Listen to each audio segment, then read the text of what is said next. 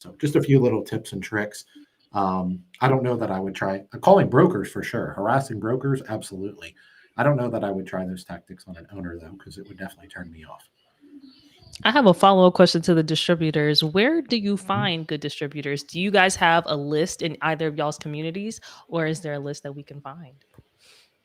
I do have a list of all of the brokers, all of them, and they were on my website. And then I got a new website, and they didn't transfer that page, so I need to transfer that page over. But I do have a list of all of them that's searchable by state, maybe zip code, something like that.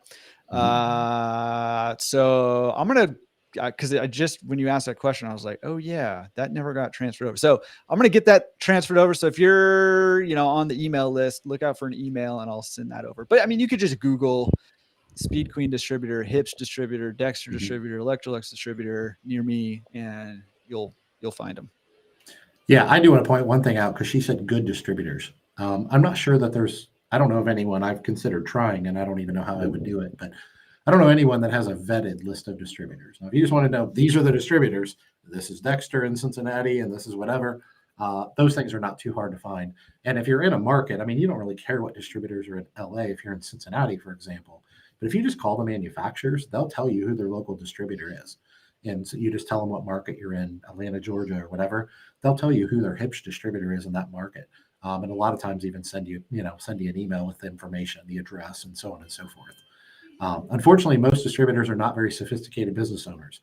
And I don't mean that as a negative. The best distributors are actually not very good at marketing.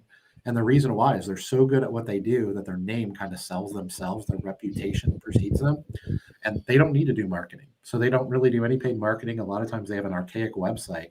And the ironic thing is that's usually a sign of a great distributor because they have so much business that they don't know what to do with it.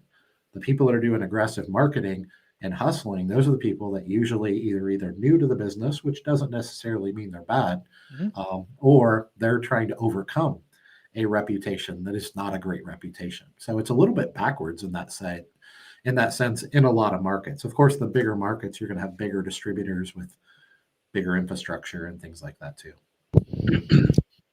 Awesome. Question when staying on the distributors. We have Rasul asked, is Dexter this is Dexter the still to I think it's a statement. Yeah, okay. I think he's Okay. saying Dexter is the best. Take out the. Is Dexter still Okay. the go-to brand for machine? Oh, there you go. Listen. Yeah. There we go. Listen, this Southern school system, I don't know if it did me justice. All right, we're gonna go to Dr. Digital.